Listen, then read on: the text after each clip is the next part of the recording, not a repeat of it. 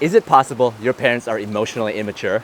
Have they provided absolutely everything in your life that you ever needed except for just one small thing? Emotional connection or emotional intimacy? So, if you're like me, you probably didn't even know you needed it in the first place.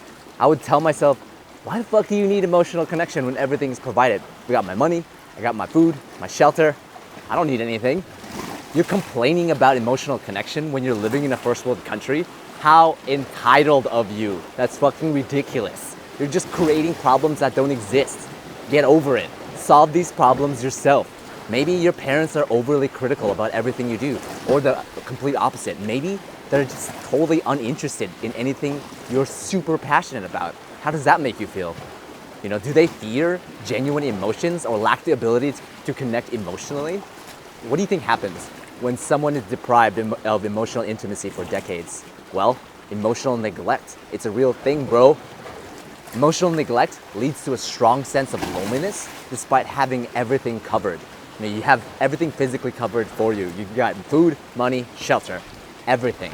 But you also need one thing that your brain craves: human relationships. You need connections. You're human.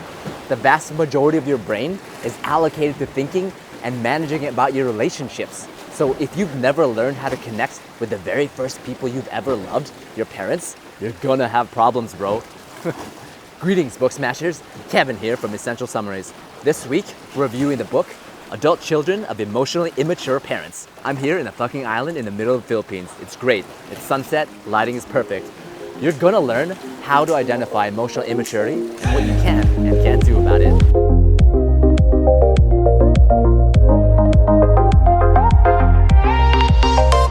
So we're gonna go over the 7 descriptions of emotionally immature parents. Recognizing emotionally immature parents is difficult because it feels like you're betraying them, especially when they've struggled so much to provide everything for you. Realize that it will benefit the relationship for both of you if you understand this. So here are the 7 descriptions of emotionally immature people.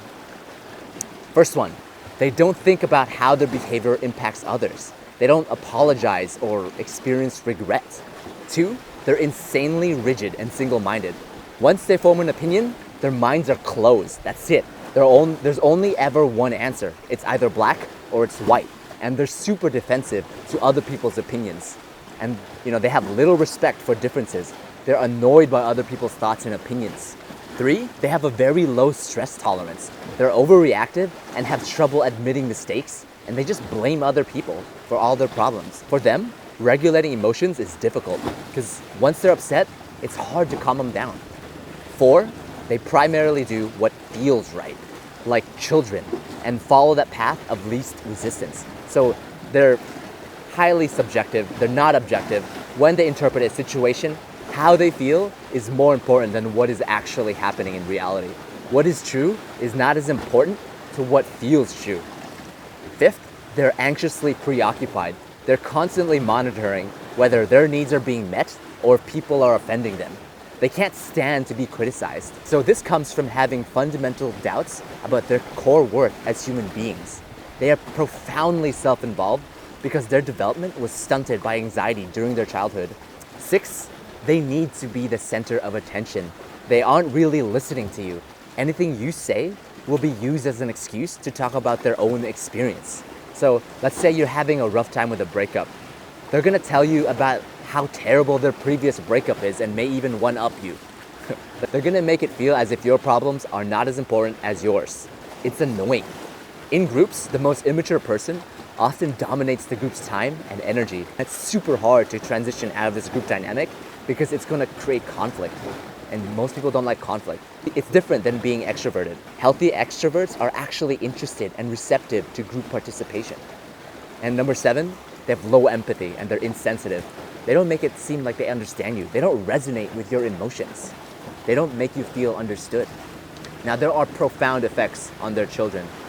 There's effects on emotional intimacy and emotional loneliness. Emotional intimacy involves knowing that you have someone you can tell absolutely anything. You feel completely safe opening up to the other person, whether in the form of words, through an exchange of looks, or just being together quietly. It's pretty nice.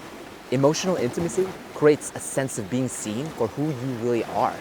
It can only exist when the other person actually tries to understand you and not just judge you for not living up to their expectations of the world. Now, if you lack this basic universal sense of human companionship, it is completely normal to grow up feeling hollow and alone, despite having financial success. So on top of that, you probably feel guilty for feeling miserable.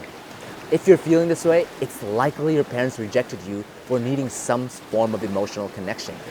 So don't feel that bad, don't feel guilty. Emotional loneliness is so strong, it pushes kids to do whatever it takes to get just some form of connection.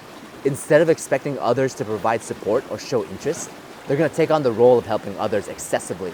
They're gonna fool everyone to think that they have no emotional needs of their own. But this creates even more loneliness because covering up your deepest needs prevents genuine connection. These children, they grow up fucking fast because they're overly self-reliant to the point of deprivation. They say, fuck it, I don't need anybody. I can take care of myself. No one's ever been here for me, but I'll take care of everyone else. It's fine. Being overly self-reliant is a defense mechanism. Some children take on the one-sided role of taking care of their parents emotionally. It's like a complete role reversal. They're constantly monitoring their parents' moods. This is the reason they become highly empathetic. They believe that it's completely their responsibility. It's like they have to read their parents' minds. They believe that it's completely their responsibility to make that relationship work. In their minds, some form of connection is better than nothing. While effort is required to form relationships, it shouldn't feel like constant, unrewarding work. You want a bottomless pit of ceaseless demands. You have to trust that inner voice telling you that something is wrong. Recognize how the effects of emotional loneliness affects your current adult relationships. Otherwise, you will have the same adult relationships you've had with your parents. This is the basis of attachment theory. If you are raised to believe that showing emotional needs is weak, you will likely appear cold or standoffish in your current relationships, thus continuing the cycle of transgenerational trauma. It's a nice buzzword, huh?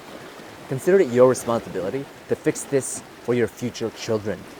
Realize that if your parents are this way, it's likely they were raised in this environment as well. So you want to examine your parents' relationships with their parents. Just think about the times they were raised. 50, 60 years ago, you could hit your child in the face and nothing would matter. People would be like, good job, that kid was annoying. So obviously, this kind of upbringing can affect confidence. These children grow up with the inability to ask for what they need. They feel like they're bothering people if they make their needs known. They're literally creating their own emotional loneliness. I should be able to handle this on my own. It's up to me to meet my own emotional needs. No one's gonna be here for me anyways. It's such a lonely thought. Realize that you do actually need other people to have relationships. That's the definition of relationships. You can't have relationships on your own.